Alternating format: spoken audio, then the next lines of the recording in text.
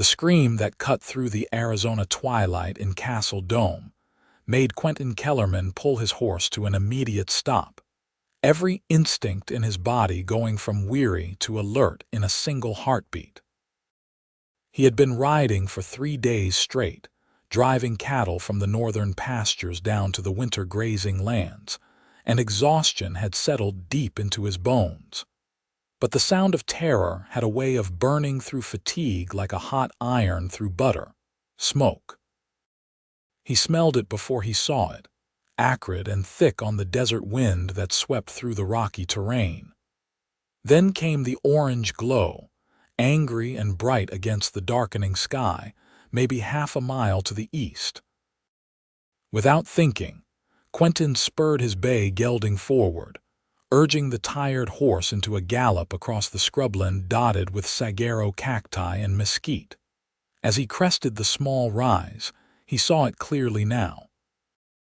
A cabin, modest and isolated, flames already consuming the front wall and creeping hungrily toward the roof. The screaming had stopped, which terrified him more than the sound itself. Either whoever was inside had gotten out, or they could not scream anymore. He drove his horse harder, covering the distance in minutes that felt like hours.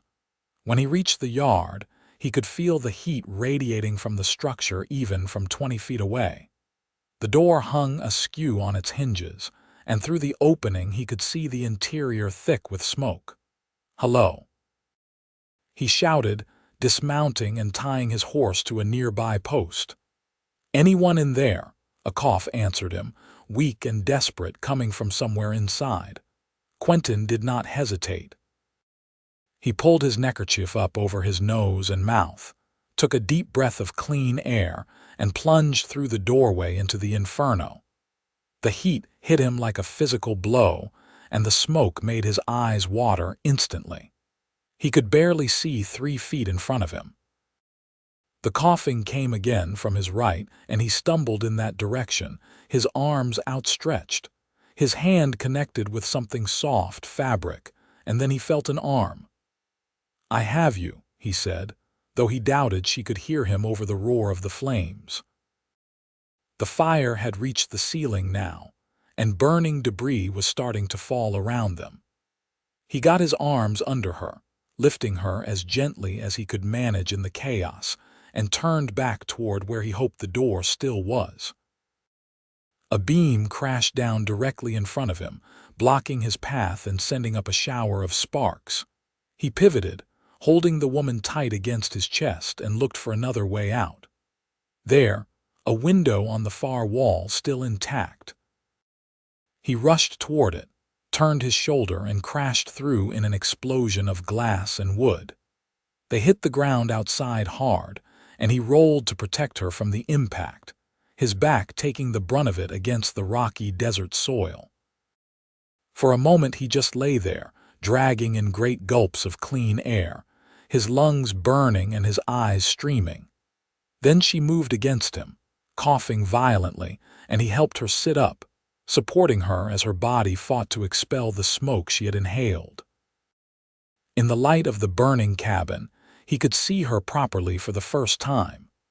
She was younger than he had expected, maybe 25, with long dark hair that had come loose from its pins and tumbled around her shoulders. Her face was smudged with soot, her dress torn and singed, but she was alive. She looked at him with wide eyes, green as spring grass even in the firelight, and he saw the moment awareness fully return to her. She glanced back at the cabin, now completely engulfed, then back at him. "You risked your life for me," she said, her voice hoarse from the smoke but filled with wonder and disbelief. "You could have died in there." Quentin shrugged, suddenly self-conscious under her intense gaze. "Could not very well let you burn, madam." She stared at him a moment longer, then her eyes rolled back and she slumped against him, unconscious. He caught her easily, his heart racing with new concern. He needed to get her away from the fire, get her to safety, make sure she was truly all right. Scooping her into his arms, he carried her to where his horse waited, the animal dancing nervously at the smell of smoke. He settled her as gently as he could across the saddle, then mounted behind her, keeping one arm securely around her waist to hold her in place. Castle Dome was only about 2 miles south. He would take her to Doc Henderson, make sure she was seen to properly. As he rode through the darkness, the unconscious woman cradled against his chest, Quentin found himself wondering about her. Who was she? What had started the fire? Did she have family who needed to be notified? But beneath those practical questions ran a current of something else, something he was not quite ready to name. The way she had looked at him in those brief moments before she passed out had stirred something in his chest that had nothing to do with smoke inhalation. Castle Dome came into view, its scattered buildings dark except for the saloon and the doctor's office, where a lamp still burned in the window. Quentin guided his horse directly to the doctor's door and dismounted, lifting the woman down carefully. He kicked at the door with his boot, his arms full. Doc Henderson, I need help here." The door swung open to reveal a gray-haired man in his 60s, spectacles perched on his nose, looking annoyed until he saw Quentin's burden. His expression shifted immediately to professional concern. Bring her in, bring her in." "What happened?" "Fire," Quentin said, carrying her into the examination room and laying her on the table as directed. Her cabin was burning. She inhaled a lot of smoke. Doc Henderson was already examining her, checking her pulse, lifting her eyelids, listening to her breathing. "She is lucky you found her when you did. Another few minutes and it would have been too late. Help me get her out of this dress. It is still smoldering in places." Together they worked to remove her outer garments, leaving her in her chemise and petticoat, and the doctor covered her with a clean sheet. He prepared a cloth with cool water and began cleaning the soot from her face and hands while Quentin stood by, feeling suddenly useless. "I should notify the sheriff," Quentin said. "About the fire." "In the morning will do just as well," Doc Henderson replied. "Sherman already went home for the night, and there is nothing to be done about it now anyway.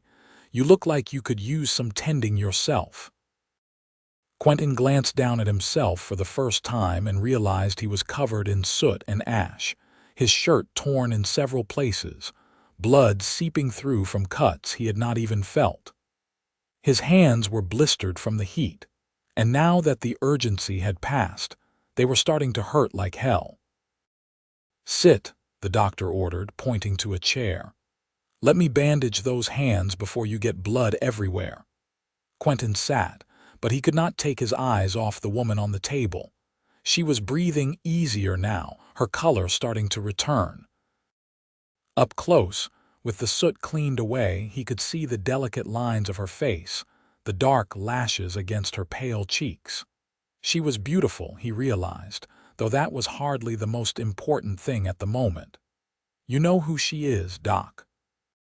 he asked as Henderson wrapped his burned hands with practiced efficiency. "Never seen her before," the doctor replied. "But there was talk in town a few weeks back about someone moving into the old Sykes place, out east of here. Woman on her own, which caused quite a stir among the gossips. If that is her, her name is Victoria Brennan." Victoria. The name suited her, Quentin thought, classic and strong at once. Why would she be living out there alone, he wondered aloud. "That is a question for her to answer when she wakes," Doc Henderson said. "For now, you should go get some rest. You did a brave thing tonight, son, but you are dead on your feet."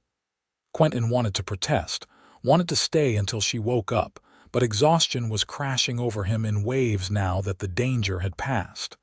His eyes felt heavy, his limbs like lead. "Will she be all right?" he asked. "I believe so."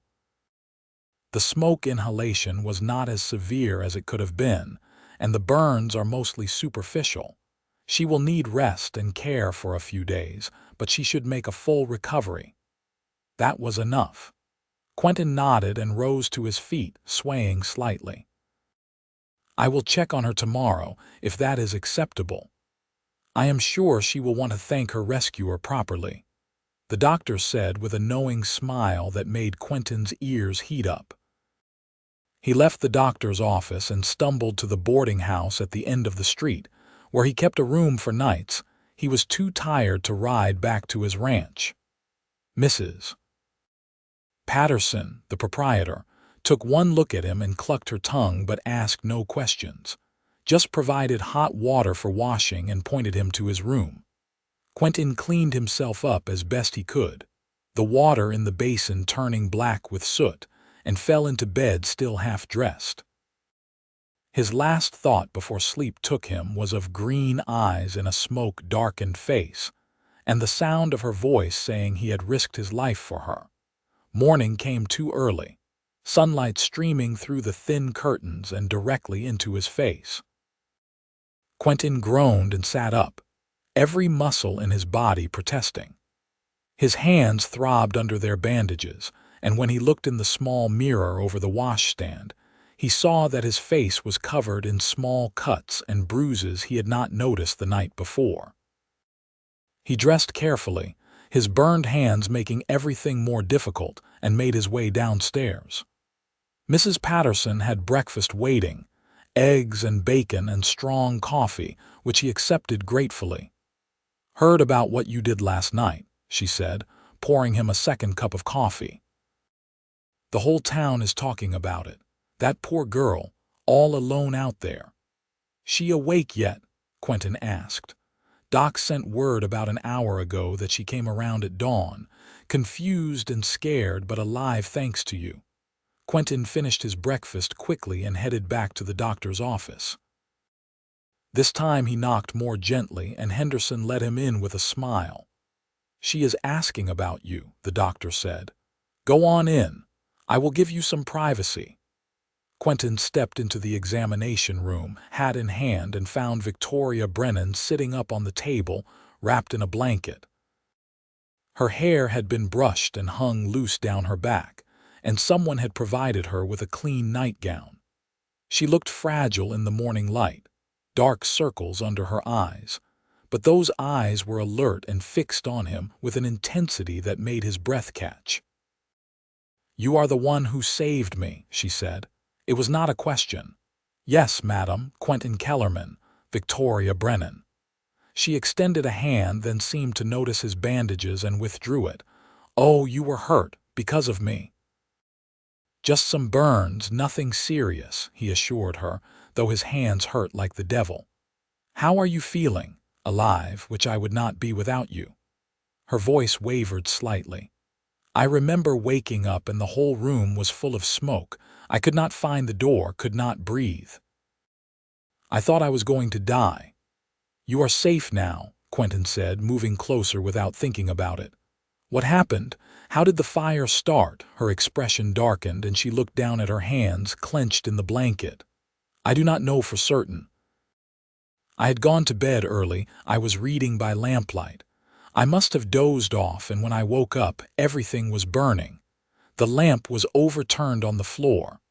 "An accident, then," Quentin said, relieved. For some reason, the thought of someone deliberately setting fire to her cabin with her inside it had crossed his mind, though he had no reason to think such a thing. "I suppose it must have been." But she sounded uncertain, troubled. Before he could pursue that thought, Doc Henderson returned with a tray bearing tea and toast. "You need to eat something, Miss Brennan, get your strength back." "Thank you, doctor." She took the tea gratefully, wrapping her hands around the warm cup. "Where will you go now?" Quentin asked. "The cabin is gone. I have nowhere," she said quietly. "I came to Castle Dome 3 weeks ago to start fresh, to build a new life. Everything I owned was in that cabin. My clothes, my mother's jewelry, the little bit of money I had saved. It is all gone." The despair in her voice cut Quentin to the quick. He found himself speaking before he had fully thought it through. "You can stay at my ranch. I have a housekeeper, Mrs. Chen, who lives in. It would all be proper. Just until you get back on your feet, figure out what you want to do next." Victoria looked up at him in surprise. I could not impose like that. You have already done so much. It is no imposition, Quentin insisted. I have the space and you need somewhere safe to recover. Please let me help. She studied him for a long moment, and he had the sense of being carefully weighed and measured. Finally, she nodded. Just for a few days until I can make other arrangements, and I will find a way to repay you, I promise. No repayment necessary, Quentin said. Just get well. Doc Henderson cleared his throat. I would like to keep her here for one more day, make sure there are no complications from the smoke. But after that, if she is agreeable, your plan sounds like a good one, Quentin. It was settled then. Quentin spent the rest of that day in town, reporting the fire to Sheriff Sherman, who rode out to investigate the remains of the cabin. There was little to find, just charred timbers and ash, nothing to indicate what had really started the blaze. The sheriff deemed it an unfortunate accident and closed his investigation. Quentin also visited the general store and purchased some necessities for Victoria, basic clothing and toiletries, things she would need since everything she owned had burned. Mrs.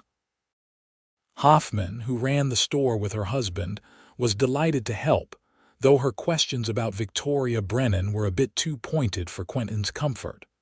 Where did she come from? Mrs. Hoffman asked as she wrapped a simple cotton dress in brown paper. I did not ask, Quentin replied honestly. Awful strange, a young woman coming to a place like this all alone, makes you wonder what she is running from. Quentin felt a flash of irritation. Or maybe she is not running from anything. Maybe she just wanted a fresh start and there is nothing wrong with that. Mrs. Hoffman had the grace to look chastened. Of course, you are right. Poor thing, losing everything like that. It is good of you to help her. He delivered the packages to Doc Henderson's office, where Victoria received them with tears of gratitude that made him deeply uncomfortable. He was not used to being thanked so earnestly, was not used to the way she looked at him like he had hung the moon. He was just a rancher who had done what any decent person would do. But when he left that evening, he found himself already looking forward to the next day, when he would bring her to his ranch, when he would have more time to talk to her, to learn about the woman whose life he had saved. The Kellerman Ranch sat in a valley about 5 miles north of Castle Dome. Good grazing land with a creek that ran year-round, fed by springs in the mountains. Quentin's father had claimed the land back in 1868, just after the war, and built it up from nothing into a respectable operation running about 500 head of cattle. When his parents had died in a typhoid outbreak 6 years ago, Quentin had been only 19, barely old enough to handle the responsibility. But he had learned fast, had worked harder than he thought possible, and had kept the ranch going. Now, at 25, he had a solid reputation as a fair boss and a skilled cattleman. He employed 4 permanent hands and took on extra help during roundup and branding season. It was a good life, if a lonely one. He had always been too busy building the ranch to think much about settling down, though his housekeeper reminded him regularly that he was not getting any younger, and she would like to see children around the place before she was too old to enjoy them. Mrs. Chen was waiting on the porch when he rode up the next day with Victoria seated in front of him on the horse. The older woman's weathered face broke into a smile as they approached. "So you brought her home," she called out in her accented English. "Good, good. The house needs young woman energy." Mrs. Chen was Chinese, had come to Arizona with her husband to work on the railroad decades ago. When he died in a construction accident, she had found herself alone in a foreign land. Quentin's mother had hired her as housekeeper, and she had been with the family ever since, running the household with quiet efficiency and treating Quentin like the son she had never had. Quentin dismounted and helped Victoria down, noting that she still moved carefully, still tired easily. The ride from town had exhausted her, though she tried to hide it. "Mrs. Chen, this is Victoria Brennan. Victoria, my housekeeper, Mrs. Chen." "Very pleased to meet you," Victoria said, offering her hand. Mrs. Chen took it between both of hers and patted it gently. "Come, come. I have room ready, hot bath waiting. You look like you need both." She ushered Victoria into the house, clucking over her like a mother hen, leaving Quentin to see to his horse. By the time he made it inside, Victoria had been installed in the guest room, and he could hear Mrs. Chen bustling around upstairs, running the bath, laying out the new clothes he had bought. The house felt different with Victoria in it, he realized. More alive somehow. He had grown used to the quiet, to the routine of work and meals and sleep. But now there was something new, a ripple in the still water of his life. That evening, Victoria joined him for dinner, wearing the simple blue cotton dress from the general store, her damp hair braided and hanging over one shoulder. She looked rested, more like herself, though he realized he did not actually know what herself looked like, having only ever seen her in crisis. Mrs. Chen had outdone herself with the meal, roast chicken and vegetables and fresh bread, and she watched with satisfaction as Victoria ate with genuine appetite. "This is delicious," Victoria said. "I have not had a proper meal in weeks." "You do not cook, Mrs. Chen asked, not judgmentally, just curious. "I do, but not well," Victoria admitted with a rueful smile. "My mother tried to teach me, but I was always more interested in books than the kitchen. I can make basic things, but nothing like this." "Where are you from, Miss Brennan?" Quentin asked, trying to keep his tone casual. He was genuinely curious about her, about the life she had left behind. Her smile faded slightly. "St. Louis originally. I came here from Denver, though I was not there long."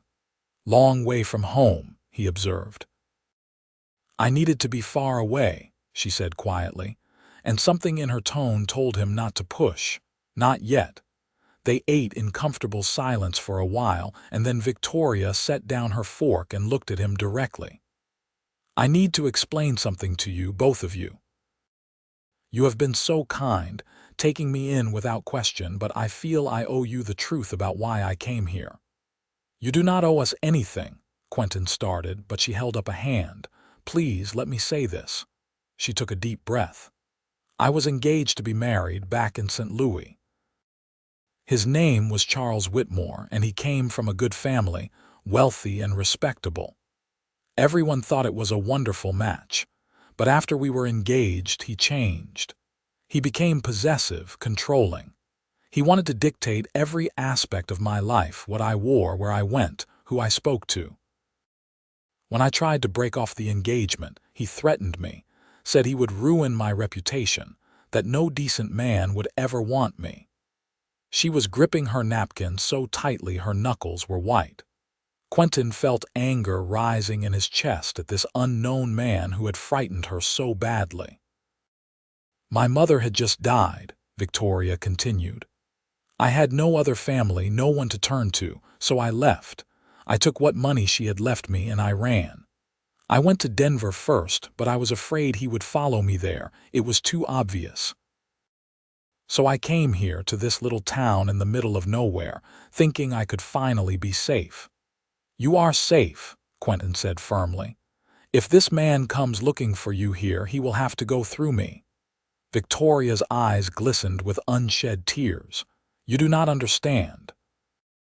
Charles is not the type to give up. He sees me as his property, something he owns, and the fire." She paused, swallowing hard. "I cannot shake the feeling that it was not an accident, that somehow he found me."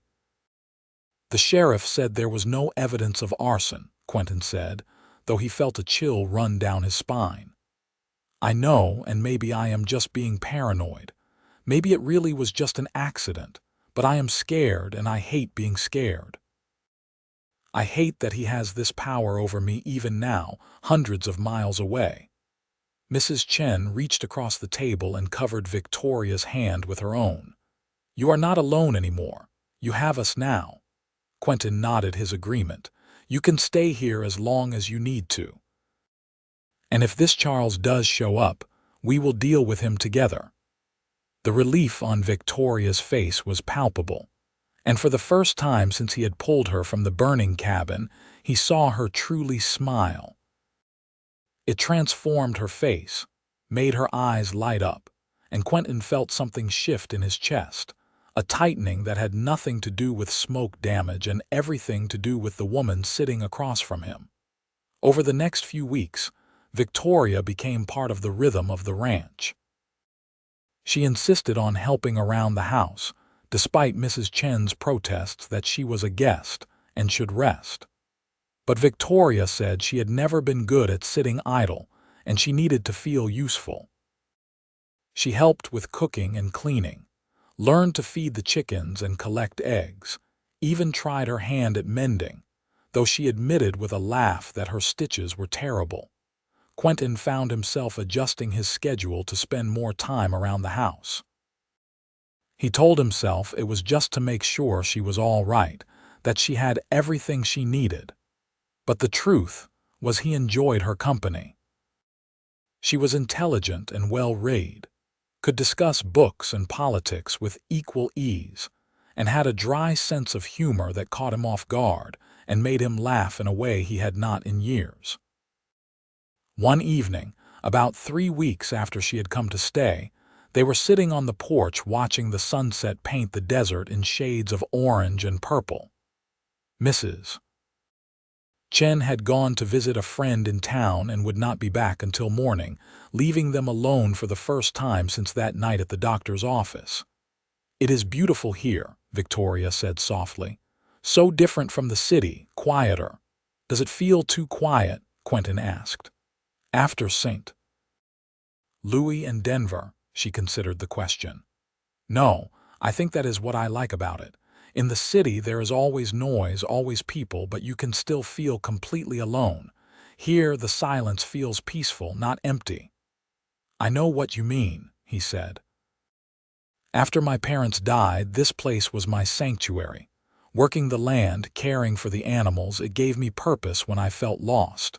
"How old were you when they passed?" 19. "Barely knew what I was doing.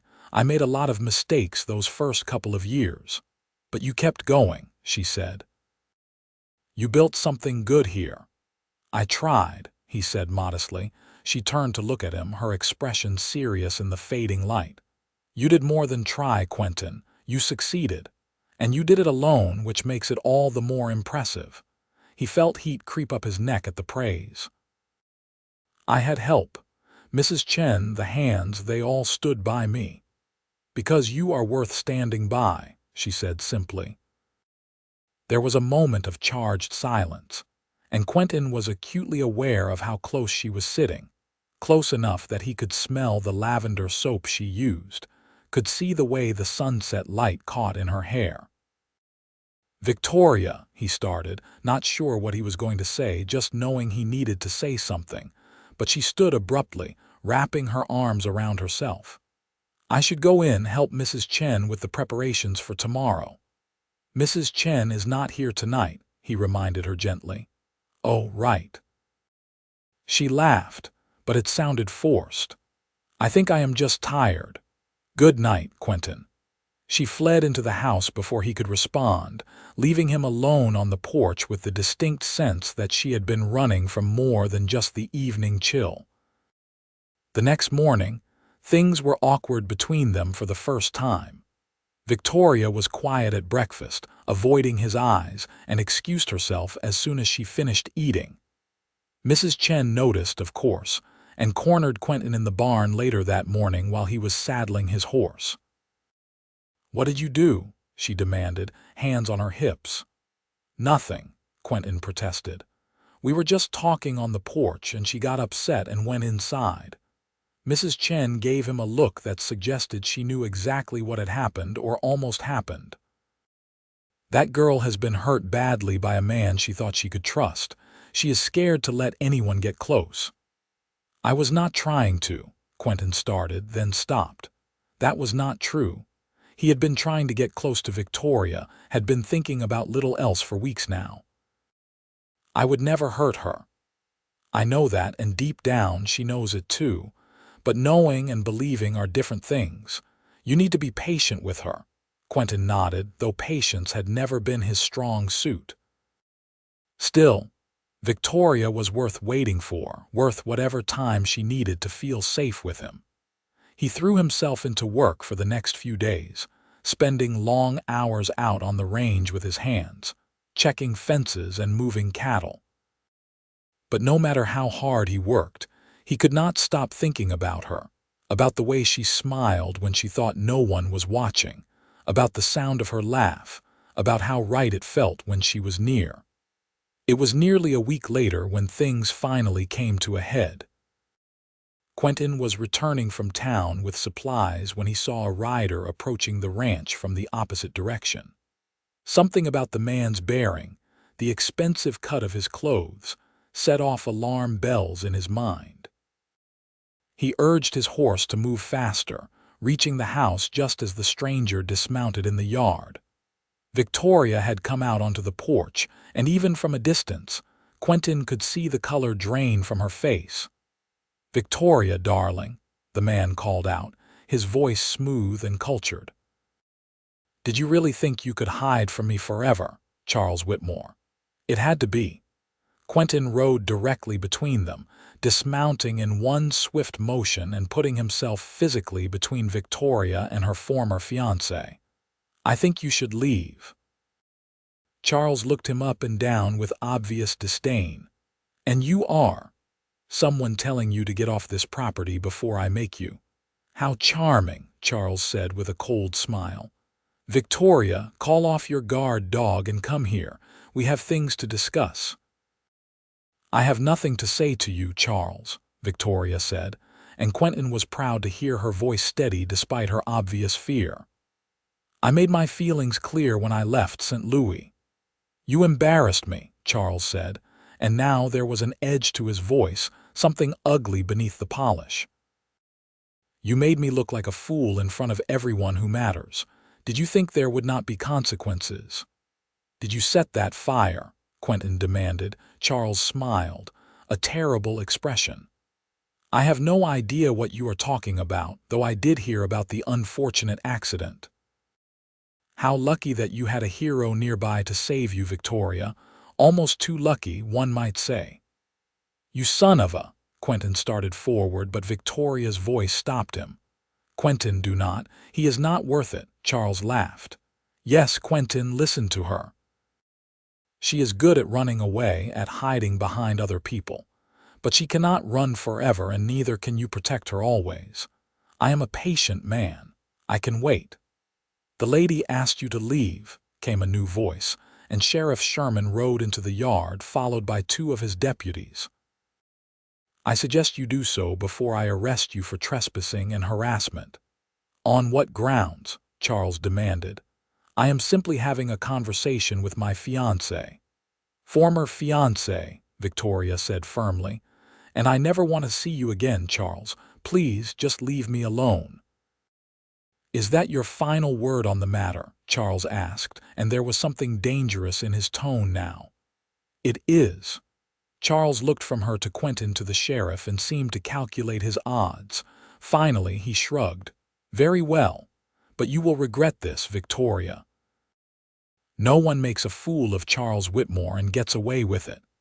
He mounted his horse and rode away, but not before giving Quentin a look that promised violence. The sheriff and his men waited until he was out of sight before relaxing. "Mrs. Chen sent word that there was a stranger asking questions in town about Miss Brennan," Sherman explained. "Figured I should ride out and make sure everything was all right." "Thank you, Sheriff," Victoria said, her voice shaking now that the immediate danger had passed. "I appreciate you coming." "That man is trouble," Sherman said bluntly. "I will keep an eye out, make sure he actually leaves town, but you should be careful. Men like that do not take rejection well." After the sheriff left, Quentin found Victoria in the kitchen, gripping the edge of the table so hard her knuckles were white. She was shaking all over, and when she looked at him, he saw tears streaming down her face. "He found me," she whispered. "I was not safe after all." Quentin went to her without thinking, pulling her into his arms. For a moment she resisted, stiff and unyielding, but then she collapsed against him, sobbing into his chest while he held her and murmured nonsense words of comfort. "I am so stupid," she choked out. "I thought I could escape, thought I could start over, but he will never let me go."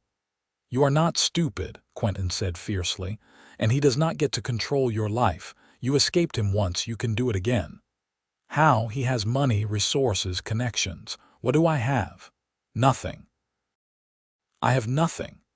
"You have me," Quentin said, and the words hung in the air between them, weighted with all the things he had been trying not to say for weeks. "Victoria, you have me, and I am not going anywhere." She pulled back enough to look up at him, her eyes red and swollen. "Why? Why would you do this, risk this for me? You barely know me." "I know enough," he said. "I know you are brave and strong and kind. I know you make me laugh and make me think and make me want to be better than I am. I know that when you smile, it lights up my whole damn day, and when you are scared or hurting, I would do anything to make it stop." "Quentin," she breathed his name like a prayer. "I am falling in love with you," he said, the words tumbling out before he could stop them. "Maybe I have been since the moment I pulled you out of that fire. And if you do not feel the same way, that is all right, I will understand. But do not think you are alone in this, because you are not. Whatever happens, I am with you." She stared at him for a long moment, and he could see the war playing out behind her eyes, fear battling with something else, something that looked like hope. "I am terrified," she admitted. "After Charles, I swore I would never let another man have that kind of power over me. I would never make myself vulnerable like that again." "I am not asking for power over you," Quentin said gently. "I am asking to stand beside you as an equal, to face whatever comes together." "What if I am too broken?" she whispered. "What if he damaged me too much for me to ever be whole again?" "Then we will figure it out together," he said. "But Victoria, you are not broken. You are one of the strongest people I have ever met. You left everything you knew to escape a bad situation. You survived a fire. You are still standing, still fighting. That is not broken. That is brave." A sob escaped her, but this time it sounded almost like relief. "I am falling in love with you too," she said. "I have been trying so hard not to, trying to protect myself, but I cannot help it. When I am with you, I feel safe in a way I never did with Charles, even before things turned bad. You make me feel like I can breathe again." Quentin cupped her face in his bandaged hands, his thumbs gently wiping away her tears. "Then breathe with me. We will figure out the rest as we go." He leaned down slowly, giving her every chance to pull away, but she did not. Instead, she rose up to meet him, and when their lips touched, it felt like coming home. The kiss was gentle at first, tentative, but then she sighed against his mouth and he deepened it, pouring all his pent-up feelings into the embrace. When they finally broke apart, both breathing hard, Victoria laughed, a sound of pure joy that made his heart soar. "What is funny?" he asked, smiling. "I just realized you never even asked me on a proper date, and here we are confessing our love to each other in the kitchen." He grinned. "Well then, Miss Brennan, would you do me the honor of accompanying me to the church social next Saturday?" "I would be delighted, Mr. Kellerman," she said, her eyes sparkling, but the happiness of the moment was short-lived. Over the next few days, strange things started happening around the ranch. Tools went missing and turned up in odd places. One of the horses got spooked in the night and broke out of the corral. Small fires were set in the barn, discovered and put out before they could spread. Quentin knew it was Charles, trying to intimidate them to make Victoria feel unsafe. He increased the watch, had his men take turns standing guard at night. The sheriff increased his patrols, but Charles was clever, never showing himself, never leaving evidence. Victoria grew increasingly anxious, jumping at shadows, barely sleeping. Quentin hated seeing her like this, hated the fear in her eyes that had finally started to fade, returning in full force. "Maybe I should leave," she said one night as they sat in the parlor, her needlework abandoned in her lap. "If I go somewhere else far away, maybe he will leave you alone." "No," Quentin said flatly. "That is exactly what he wants, to drive you away from anyone who cares about you, to isolate you until you have no choice but to go back to him." "But people could get hurt because of me. You could get hurt. I could not bear that. And I could not bear to lose you," he countered. "We are going to stand our ground and wait him out. Eventually he will get bored or realize it is not working and he will leave." But Charles did not leave. Instead, things escalated. One morning, Quentin woke to find one of his prize bulls dead in the pasture, its throat cut. The message was clear. Charles could strike whenever he wanted, hurt whatever Quentin cared about. That was when Quentin made a decision. He called his hands together and laid out the situation plainly.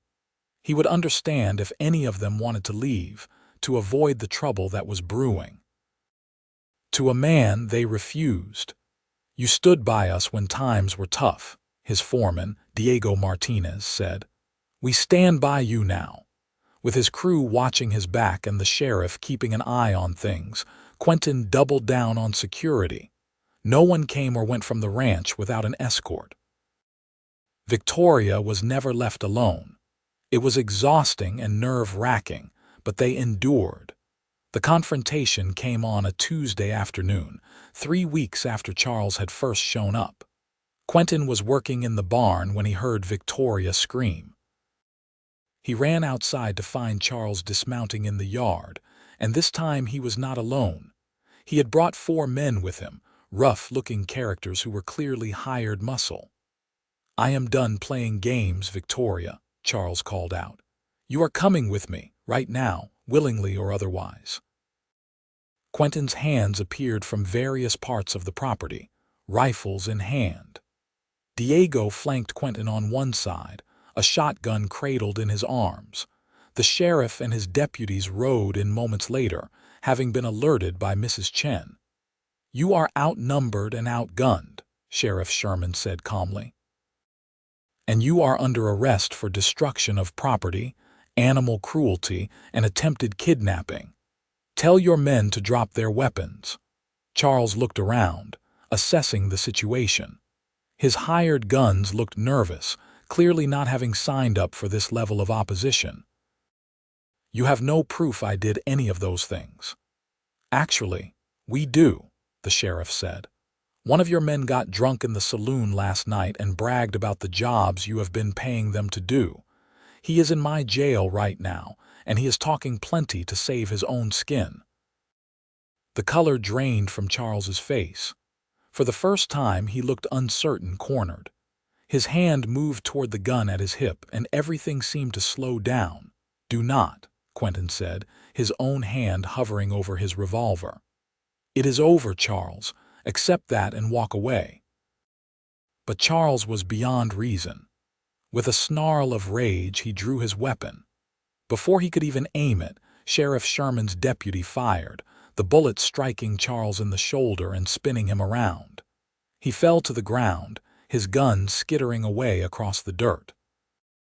His hired men immediately threw down their weapons and raised their hands in surrender.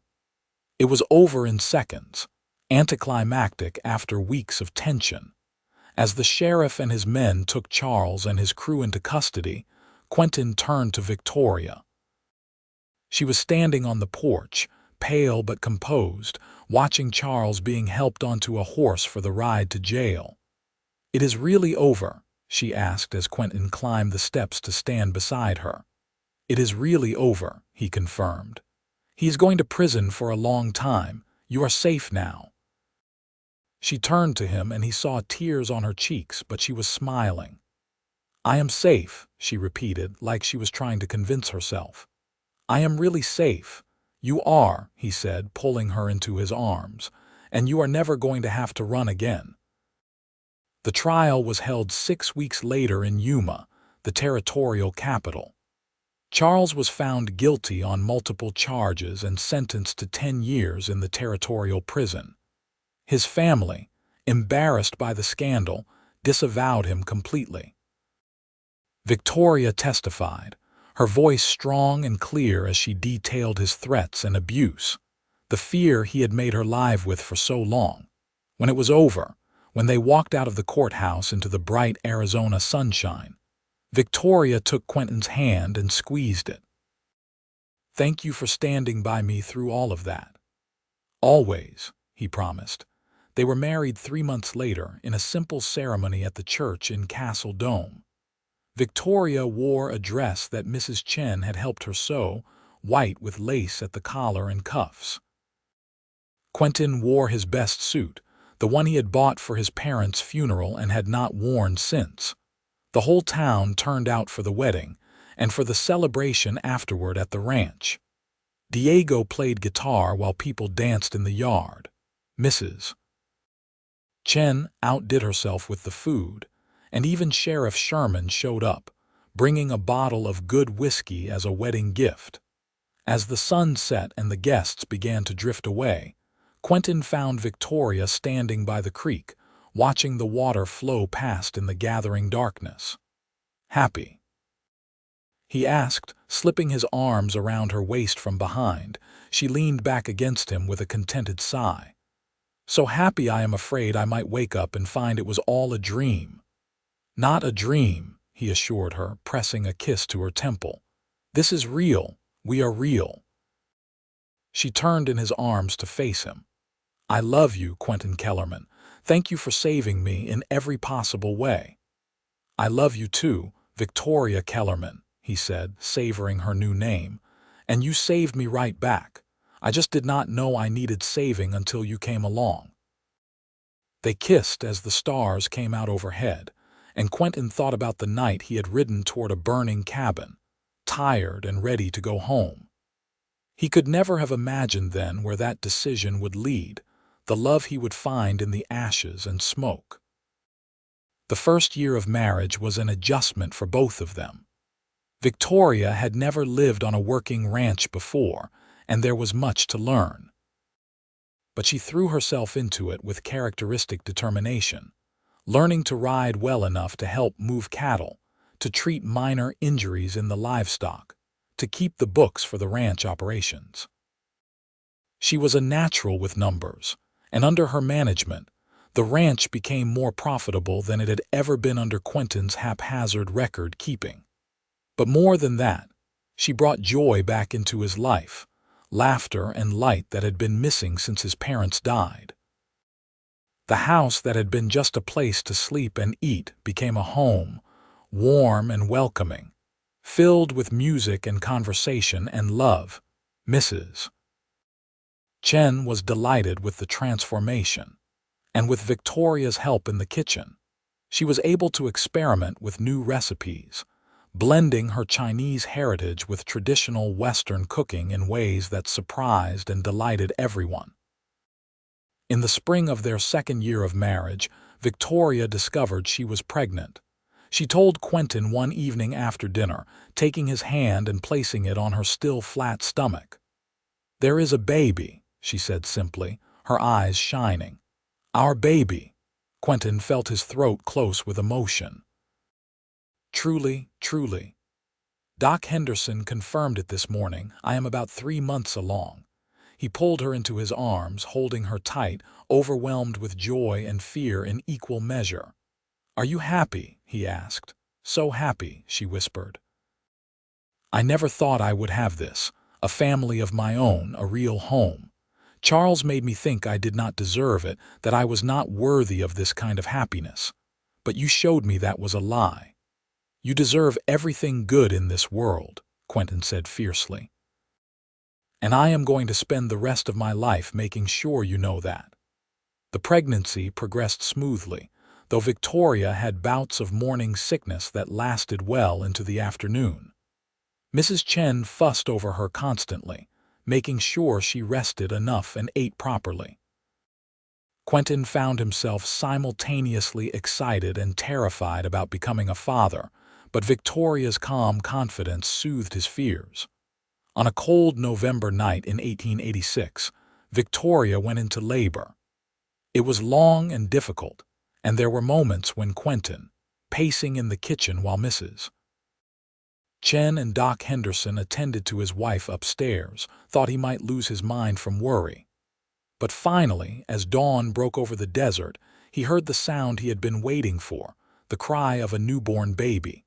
Doc Henderson came down the stairs, tired but smiling. "You have a son, Quentin.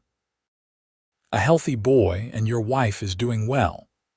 Quentin took the stairs 2 at a time, bursting into the bedroom where Victoria lay propped up on pillows, exhausted but glowing, holding a tiny bundle wrapped in a blue blanket.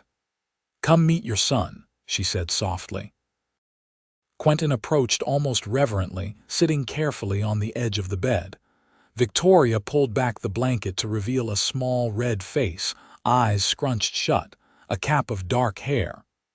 "He is perfect," Quentin breathed.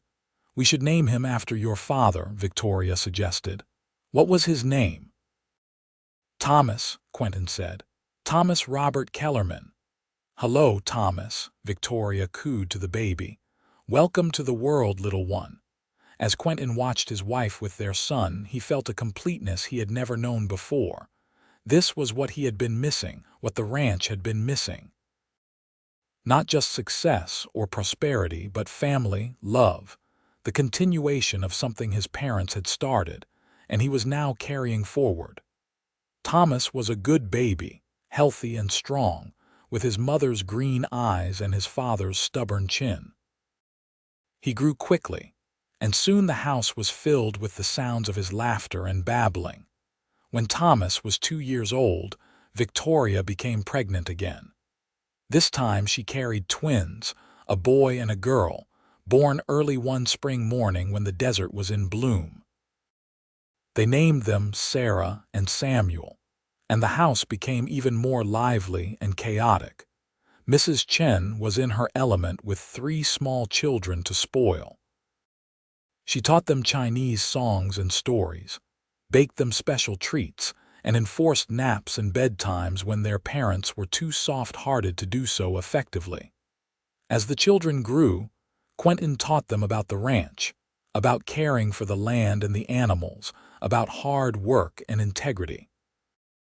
Victoria taught them to read and write, arithmetic and history, determined that they would have good educations even in this remote place. The ranch continued to prosper. Quentin expanded the herd, bought more land, hired more hands. He became known throughout the territory as a fair and honest rancher, and people came from miles around when he had cattle to sell. But no matter how successful the ranch became, his greatest pride was always his family. Watching his children grow, seeing the love between him and Victoria reflected in their faces, knowing that they felt safe and cherished in a way Victoria never had growing up, that meant more to him than any amount of money or land. When Thomas was 15, tall and strong and already a skilled cattleman in his own right, he asked his father about the scars on his hands, the burn marks that had never fully faded. They were mending fence together, just the 2 of them, and Quentin looked down at his hands, considering how to answer. "I got these the night I met your mother," he said finally, pulling her out of a burning cabin. Thomas's eyes went wide. "Really?" "I knew you saved her from a fire, but I did not know the details." So Quentin told him the whole story, from hearing the scream in the twilight to crashing through the window with Victoria in his arms, to that first moment of connection when she said he had risked his life for her. "I thought I was just doing the right thing," Quentin said. "Any decent person would have done the same, but that night changed my whole life, brought me the greatest happiness I have ever known." You ever regret it? Thomas asked. The danger, the trouble with that man Charles, all of it. Not for a single second, Quentin said firmly. Your mother is the best thing that ever happened to me. You kids are the best thing that ever happened to us. Every risk, every hardship, it was all worth it to get us here. Thomas nodded thoughtfully, then grinned. I hope I find someone like Mom someday, someone worth crashing through burning buildings for. Quentin laughed and clapped his son on the shoulder. You will, when the time is right, and when you do, hold on tight and do not let go no matter what. The years continued to pass, marked by the changing seasons and the rhythms of ranch life. The children grew into capable adults. Thomas took over more and more of the day-to-day operations of the ranch, eventually building his own house on the property when he married a schoolteacher from Yuma named Rebecca. Sarah and Samuel went to college back east, something Quentin and Victoria were enormously proud of, though they missed them terribly. Sarah became a teacher like her sister-in-law, while Samuel studied law and came back to Arizona to practice. Mrs. Chen grew older and slower, but she refused to retire, insisted she would die with her boots on, as she put it. She lived to see Thomas's first child born, a girl with her great-grandmother's determination, before passing peacefully in her sleep at the age of 78. They buried her on a hill overlooking the ranch, under a cottonwood tree she had loved. The whole family gathered, along with what seemed like half the territory, to pay their respects to the woman who had been the heart of the Kellerman ranch for so many decades. After the funeral, as the sun set in a blaze of orange and gold, Quentin and Victoria stood together by the grave, holding hands as they had on their wedding day nearly 30 years before. She was like a mother to me, Quentin said quietly. Especially after I lost mine. She was a mother to all of us, Victoria agreed. The children adored her. Do you ever think about that night? Quentin asked. The fire, how we met, all the time, Victoria said. Especially lately as we get older. I think about how different my life would have been if you had not come along when you did. If you had been too tired, or if you had taken a different route home, or if you had decided it was not worth the risk. I would always have come for you, Quentin said. In any timeline, any version of events, I would have found you somehow. She smiled up at him, her face lined now with the years but still beautiful to him, still the woman he had fallen in love with in a kitchen while she cried in his arms. You ever regret it? She asked, echoing their son's question from years ago. Taking me in, marrying me, all the trouble I brought into your life. Never, he said firmly. You brought trouble, yes, but you also brought joy and love and purpose. You gave me a family, a real home, a life worth living. How could I ever regret that? I love you, Quentin Kellerman, she said. Just as much today as I did on our wedding day. More even, because now I know exactly how lucky I am to have you. I love you too, Victoria. You are my whole world, always have been, always will be. They stood there together as the last light faded from the sky. Two people who had found each other against all odds and built a life together that had weathered every storm. On Quentin's 60th birthday, the family threw a big celebration at the ranch. All the children and grandchildren came, along with friends from all over the territory. There was music and dancing and enough food to feed an army, thanks to the combined efforts of Victoria, Rebecca, and Sarah. As the party wound down and people began to leave, Quentin found himself on the porch with Victoria, watching their grandchildren play in the yard under the watchful eyes of their parents. Hard to believe we built all this, he said, gesturing to the thriving ranch, the happy family. We did build it, Victoria agreed. Together. You saved me from that fire, but we saved each other in all the ways that really matter. Quentin thought about that, about the lonely young man he had been, working himself to exhaustion to fill the void left by his parents' deaths. About the frightened young woman running from an abusive man, thinking she would never be safe or loved. About how they had found each other in the midst of catastrophe and had chosen, every day since, to build something beautiful together. "You risked your life for me," Victoria said, repeating the words she had spoken that very first night. "And I have spent every day since trying to be worthy of that risk." "You were always worthy," Quentin said, "from the very first moment." She leaned against him, fitting perfectly under his arm as she always had. And together, they watched the sunset paint the desert in familiar colors, secure in the knowledge that whatever time they had left, they would face it together, just as they had faced everything else. Years continued to unfold in the gentle rhythm of a life well lived. The ranch continued to thrive under Thomas's management, and eventually his own children began to take on more responsibilities, learning the land and the cattle just as their father and grandfather had before them. Quentin and Victoria settled into a comfortable semi-retirement, still active around the ranch, but no longer carrying the weight of daily operations. They had time now for quiet mornings on the porch with coffee, for long rides through the desert they both loved, for sitting together in the evening reading or just talking about everything and nothing. On their 40th anniversary, the family gathered again, this time for a renewal of their vows. It was Victoria's idea, and Quentin was happy to indulge her. They stood in the same church where they had been married 4 decades earlier, older and grayer but still looking at each other with the same love and devotion. "I have loved you for 40 years, Quentin said, his voice rough with emotion. "And I would do it all again, every moment, good and bad, just to end up right here with you." "You saved my life," Victoria said, tears streaming down her weathered cheeks. "And then you gave me a life worth saving. You are my hero, my partner, my greatest love. I thank God every day for the night you rode toward a burning cabin instead of past it."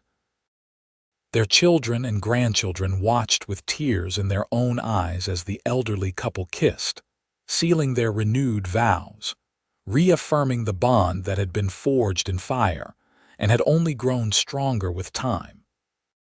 The party afterward was held at the ranch, and as Quentin looked around at the sea of faces, all people who existed because he and Victoria had found each other, he was overwhelmed with gratitude. This was his legacy, not the land or the cattle or the money, but the family they had built together, the love they had created and nurtured. As evening fell and the celebration showed no signs of slowing, Victoria took his hand and led him away from the crowd, back to their favorite spot by the creek where the water ran clear and cool over smooth stones. "Remember when you proposed to me here?" she asked, sitting on the same fallen log where he had knelt 40 years ago.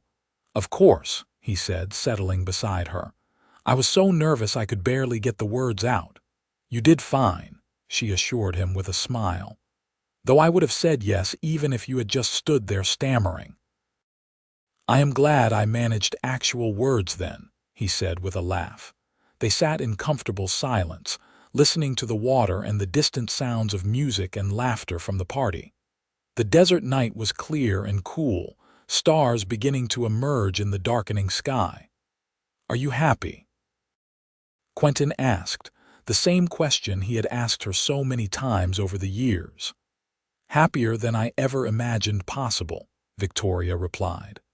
"When I was running from Charles, I thought my life was over, that I would spend the rest of my days alone and afraid. But instead I found you, and you showed me what real love looks like. You gave me a family, a home, a purpose. How could I be anything but happy?" "You did the same for me," Quentin said. "I was just going through the motions before you came along, existing but not really living. You changed everything." Victoria rested her head on his shoulder, and Quentin wrapped his arm around her, holding her close as he had done countless times before.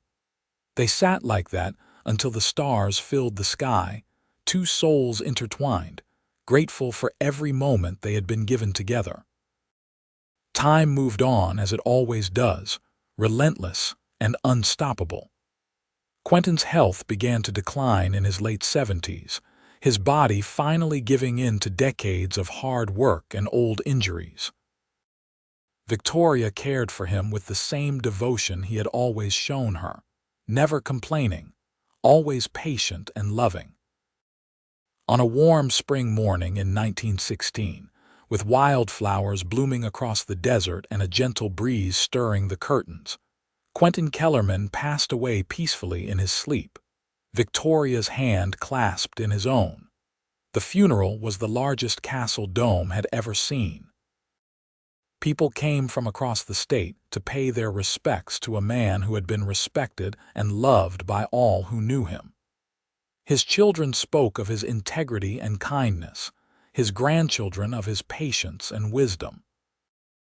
But it was Victoria who stood at the graveside and told the story of how they met, of the cowboy who had ridden toward danger instead of away from it, who had risked his life to save a stranger. "He was my hero," she said, her voice clear despite her tears. "But more than that, he was my partner, my best friend, the love of my life. He gave me everything, asked for nothing in return except that I love him, which was the easiest thing I ever did. The world is darker without his light, but he lives on in every one of us, in the lessons he taught and the love he shared." After the funeral, Victoria remained at the ranch, surrounded by her children and grandchildren who worried about her being alone. But she insisted she was fine, that she could still feel Quentin's presence in every corner of the house, in the land he had loved and tended for so many years. She lived another 5 years, staying active and engaged with the ranch and the family. She saw the birth of her great-great-grandchildren, watched the ranch continue to prosper under new generations of Kellermans. And on a cold November night in 1921, the same month she had given birth to their first child all those years ago, Victoria Kellerman died peacefully, surrounded by family. They buried her next to Quentin, under the wide Arizona sky they had both loved. The headstone was simple, bearing both their names and a single line that Thomas had suggested: "Two souls, one heart, forever joined." The Kellerman Ranch continued through the generations, each one building on the foundation that Quentin and Victoria had laid. The story of how they met became family legend, told and retold to children and grandchildren, a reminder of the power of courage and love, and choosing to help a stranger, even when it would be easier to ride on by. In the family Bible that had belonged to Quentin's parents and was now kept by the eldest child of each generation, someone added a note in the margins next to the record of Quentin and Victoria's marriage. He rode toward the fire instead of away from it, and in saving her life, he found his own. May we all be so brave, may we all be so blessed. And so the legacy lived on, not just in land or wealth, but in the example of a love that had started with an act of selfless heroism and had grown into something that shaped generations. The ranch still stood, the family still thrived, and somewhere in the Arizona desert wind, two souls danced together still, forever grateful for the burning cabin and the cowboy who had not hesitated to answer the call for help. The years rolled on, and Castle Dome grew from a rough frontier town into a more settled community. But the Kellerman Ranch remained a constant, a pillar of the region's history and economy. Each generation added their own chapter to the story, but they never forgot the beginning, the foundation upon which everything else had been built. On the 100th anniversary of Quentin and Victoria's wedding, the family gathered at the ranch for a massive reunion. Descendants came from all over the country, some who still worked the land and others who had moved to cities and pursued different lives, but all connected by blood and history to the couple who had started it all. The current generation of children, playing in the same yard where their great-great-grandparents had worked and loved, asked to hear the story again, and the elders obliged, keeping the tradition alive. It was a time when the West was still wild, the story began, as it always did. And a cowboy named Quentin Kellerman was riding home through the desert when he heard a scream. And so the story continued, passed down through the generations, a reminder that the greatest legacies are not built on wealth or power, but on love and courage and the simple choice to help someone in need. Quentin and Victoria's love story had started with a burning cabin and a desperate rescue, but it had blossomed into something far greater, a family and a future that continued to grow and thrive, rooted in the Arizona desert they had both called home. Their love had been tested by fire, literally and figuratively, but it had emerged stronger, tempered like steel. It had weathered threats and challenges, had grown through joy and sorrow, and had ultimately created something that would outlast them both by generations. And that, in the end, was the truest measure of a life well lived and a love well loved.